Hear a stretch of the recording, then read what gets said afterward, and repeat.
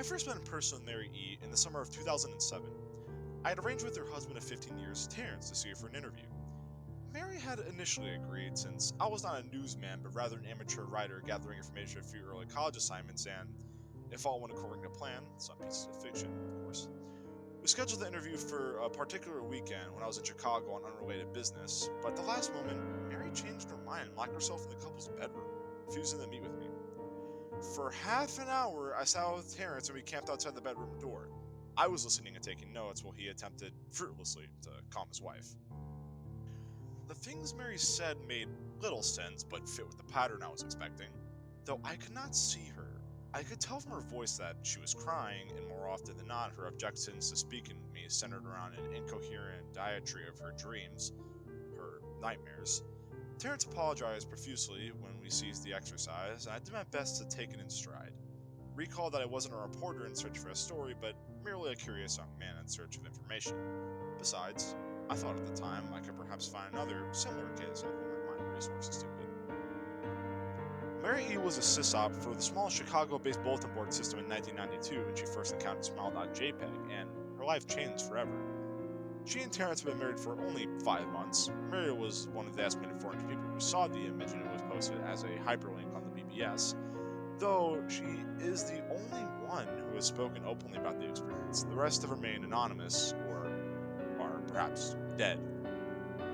In 2005, when I was only in 10th grade, Smile.jpg was first brought to my attention by my burgeoning interest in web-based phenomena. Mary was the most often cited victim of what was sometimes referred to as Smile.dog. That being Smile.jpg is reputed to display. What caught my interest, other than the obvious macro elements of the cyber legend and my proclivity towards such things, was the sheer lack of information, usually to the point that people don't believe it even exists, other than as a rumor or a hoax.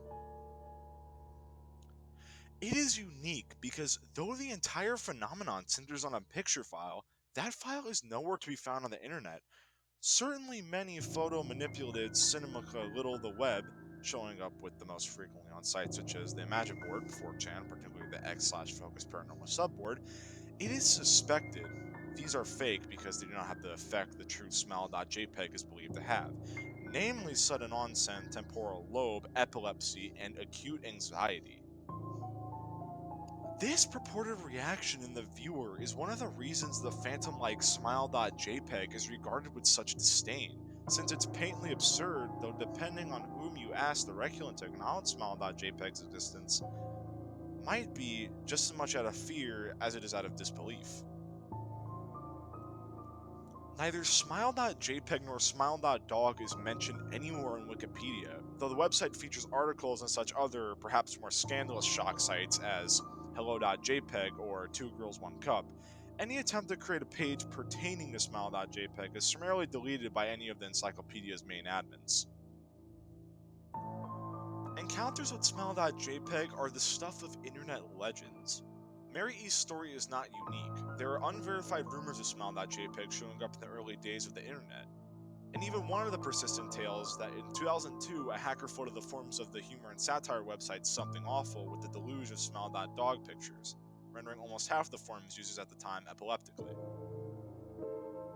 It is also said that in the mid to late 90s that Smile.jpg circulated on the internet as an attachment of a chain email with the subject line, "Smile, God loves you," yet despite the huge exposure these stunts would generate, there are very few people who admit to having experienced any of them and have no trace of the file or any links have ever been discovered. Those who claim to have seen Smile.jpg often weakly joke that they were far too busy to save a copy of the picture to their hard drive. However, all alleged victims offer the same description of the photo. A dog-like creature, usually described as appearing to be similar to a Siberian husky, illuminated by the flash of a camera, sits in a dim room, the only background detail that is visible being of a human hand extending from the darkness to the left side of the frame. The hand is empty, but is usually described as beckoning, of course. Most attention is given to the dog, or dog creature, as some victims are more certain than others about what they claim to have seen. The muzzle of the beast is reputedly split in a wide grin, revealing 2 rows of very white teeth. Very straight, very sharp, very human looking. This is, of course, not a description given immediately after viewing the picture, but rather a recollection of the victims who have claimed to see the picture endlessly repeating in their mind's eye during the time they are in reality, having epileptic fits. These fits are reported to continue indeterminately, often while the victims sleep, resulting in very vivid and disturbing nightmares. These may be treated with medication, though in some sense it is more effective than others. Mary E., I assume, was not an effective medication. That was why after my visit to her apartment in 2007, I sent out feelers to several folklore and urban legend-oriented news groups, websites, and mailing lists, hoping to find the name of a supposed victim of Smile.dog who felt more interested in talking about his experiences.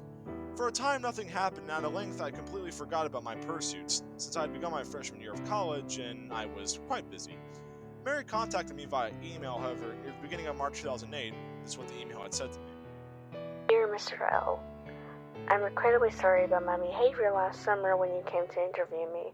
I hope you understand that it was no fault of yours, but rather my own problems that led to me act out as I did.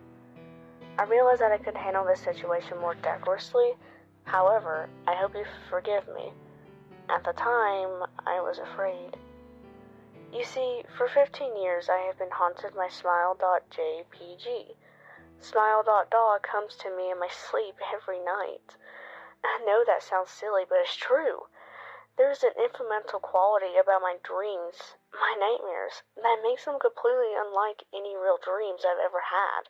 I do not move and I do not speak. I simply look ahead. And the only thing ahead of me is a scene from that horrible picture.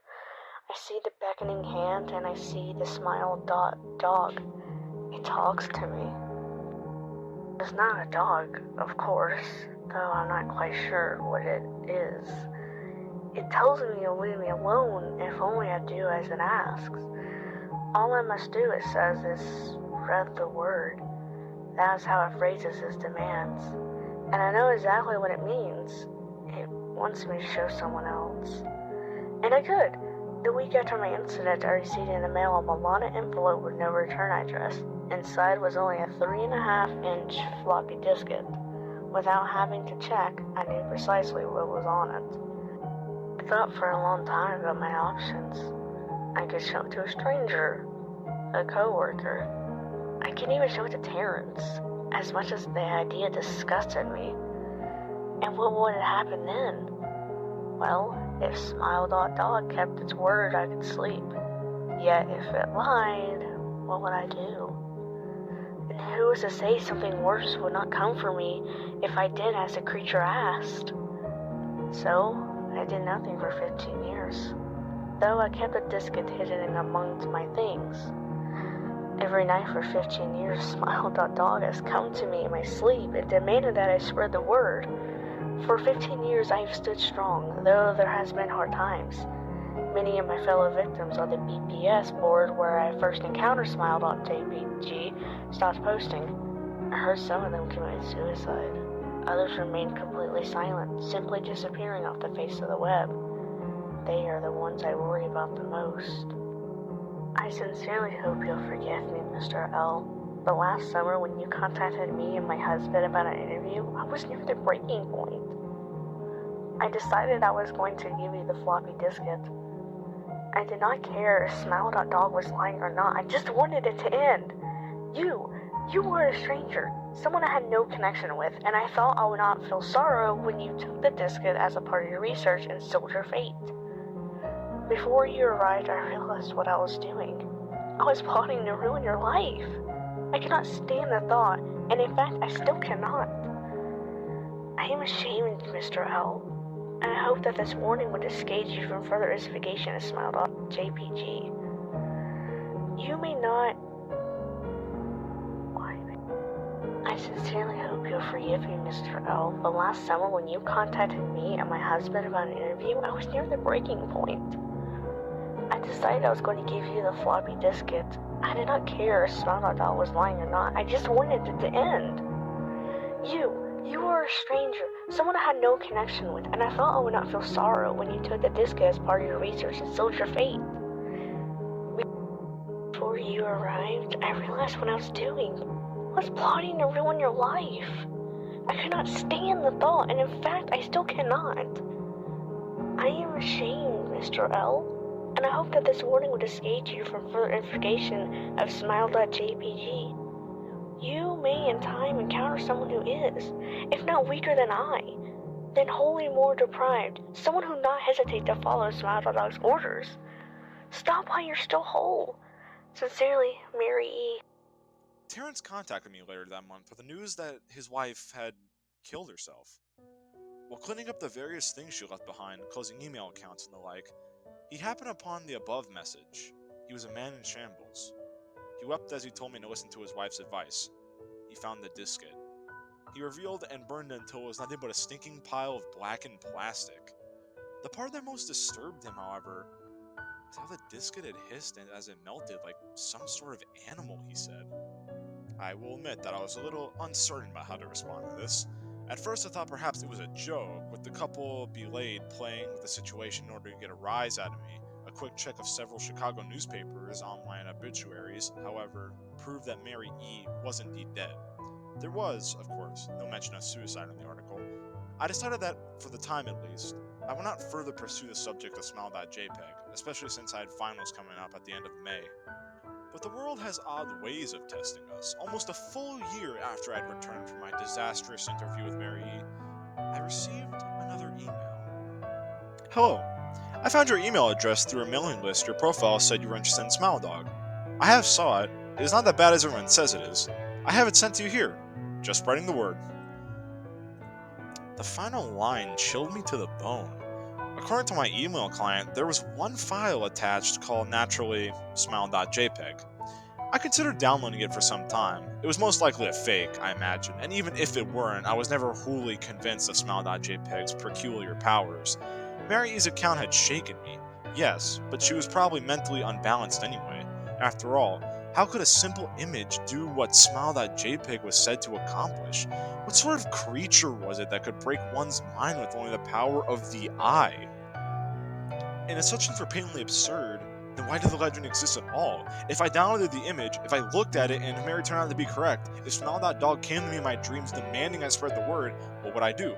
Would I live my life as Mary had, fighting against the urge to give in until I died, or would I simply spread the word, eager to put it to rest? And if I chose the latter route, how could I do it? Whom would I burden in turn? If I went through with my earlier intention to write a short article about Smile.jpg, I decided I could attach it as evidence, and anyone who read the article, anyone who took interest would be affected. And even assuming the Smile.jpg attached to the email was genuine, would I be capricious enough to save myself in that manner? Could I spread the word? Yes. Yes, I could.